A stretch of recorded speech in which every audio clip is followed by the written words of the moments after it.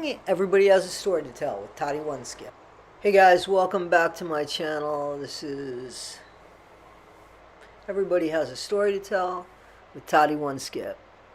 So, in the past 2 weeks, the Queen Elizabeth II, had passed on, yet she continued to work 10 days after she passed on, still appearing, making public appearances.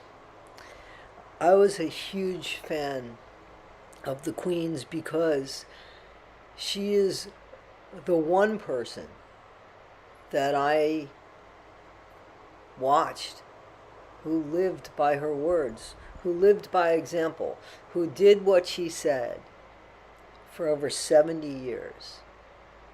We have politicians in this country that can't do what they say for 4 years. Here was a young woman, came onto the throne when she was 25, 26 years old, and for 70 years did exactly what she said she was going to do, kept an oath. That, to me, is righteous. It's admirable.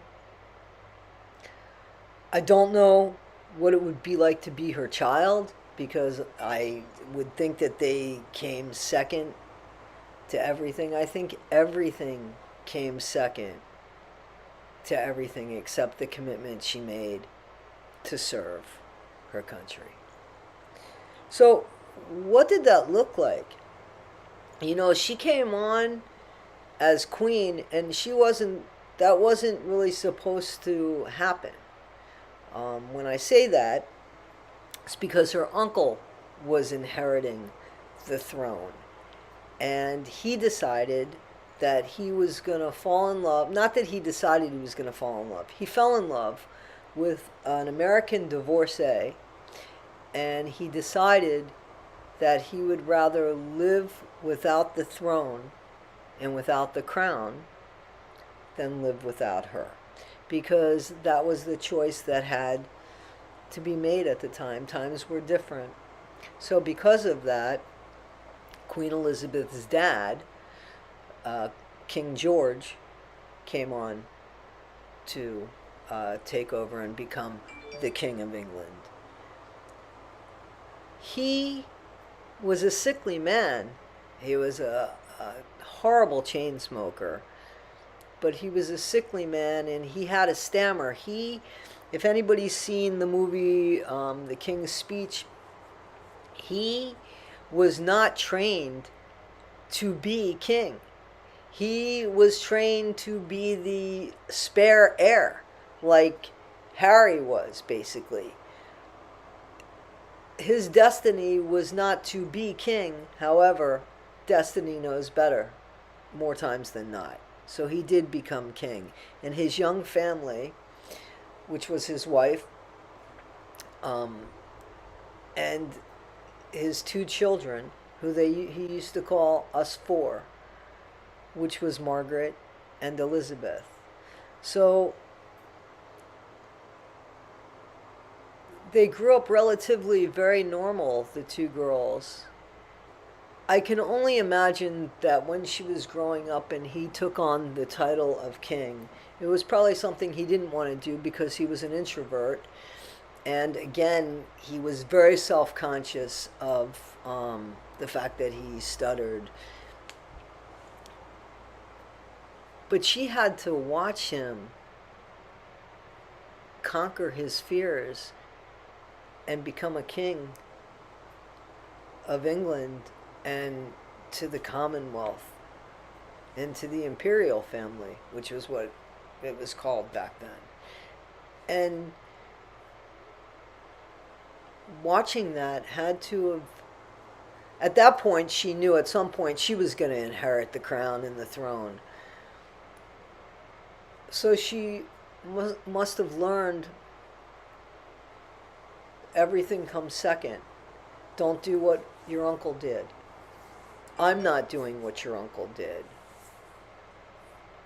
I'm going to serve because it's the right thing to do. And King George did. until he died. And then Queen Elizabeth in her mid-20s, just her mid-20s, just married basically, two small kids, and there she was, taking the responsibility of queen and saying her famous speech, my life, no matter how long or how short, will be to serve. And she did that without really putting a foot wrong.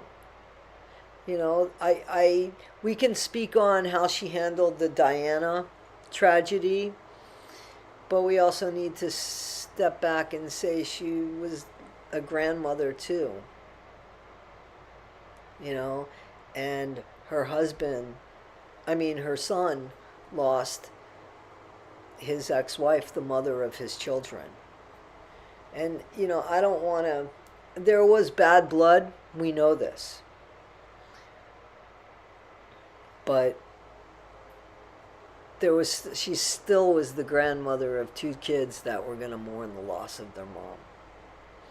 And in unfamiliar territory. So, I would say that there were mistakes made, maybe. But in serving her country, maybe she couldn't read the people well. Maybe the whole Diana thing was a mess up. She definitely made good on that later.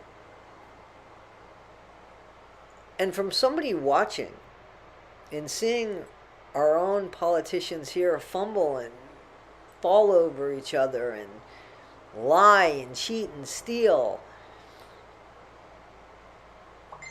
I did not witness that with the Queen. She was very constant. And people have said that she was very constant. But what she brought into the homes, into the hope of people, that is the thing that made her stand apart from everybody else, head and shoulders among everybody else. The fact that she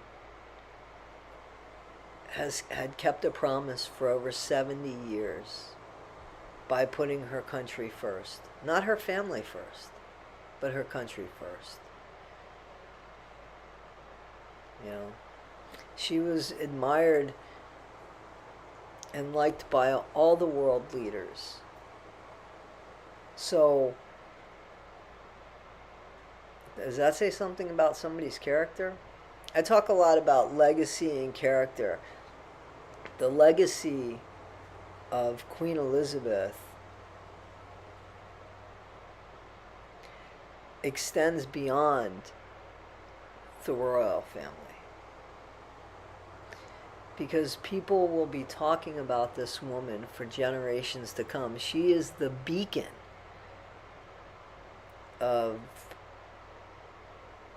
being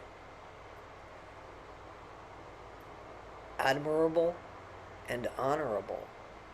That expectation is as high as it is because she placed it there. I can't think of anybody in modern history that we could look back on and say that they gave so much, that they gave all of themselves. She worked after she died. It was 10 days later before she could even be reunited with the body of her husband of over 70 years. Think about that. Who works like that? That's something else, isn't it? If we set the expectation high, it might be uncomfortable at times to meet that expectation, and it certainly might not be convenient. But if it's something that we're determined to do, no matter who we are, I think that we can get there. And I think that the Queen has shown us that mere mortals can do so too. There's a lot of stuff that you can look online and see that the queen was just, she rode horses into her 80s. She was just a woman, a remarkable woman. I can't ride a horse now, not even a fan of it. But she just kept going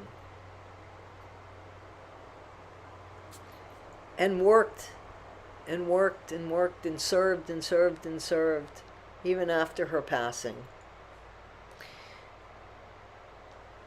She will forever live on as a great leader in whatever, the monarchy.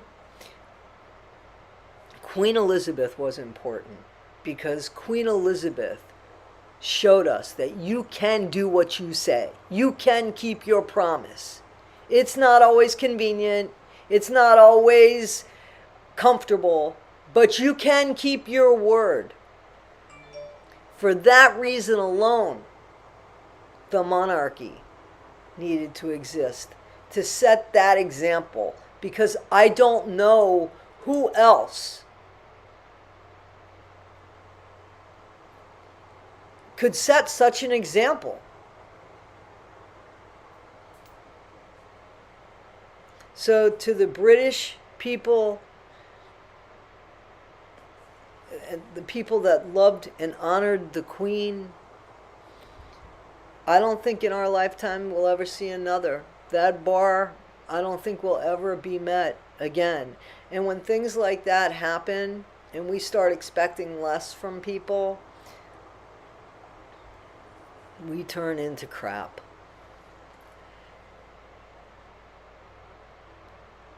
When we accept par behavior as opposed to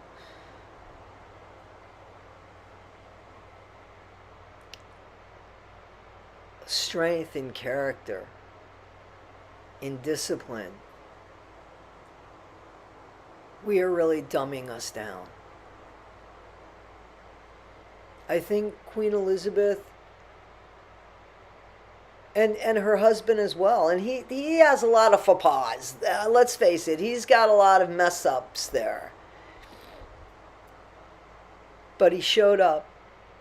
He called himself, what was it, the #1 unveiler of placards, right? He showed up. Had many appearances. It was a job, right? They showed up. They did what was expected of them. It's possible. That alone, she showed us, is possible. I think that's inspiration. God bless the Queen. Good luck, King Charles. Thanks for listening. Subscribe to my channel if you want. I talk about stories and who I find amazing. And yeah. So follow my channel. Subscribe, like, share, notify, hit a bell, whatever. Hope to see you next time on Everybody Has a Story to Tell with Bing Boing Bing. Everybody Has a Story to Tell with Toddie Oneskin.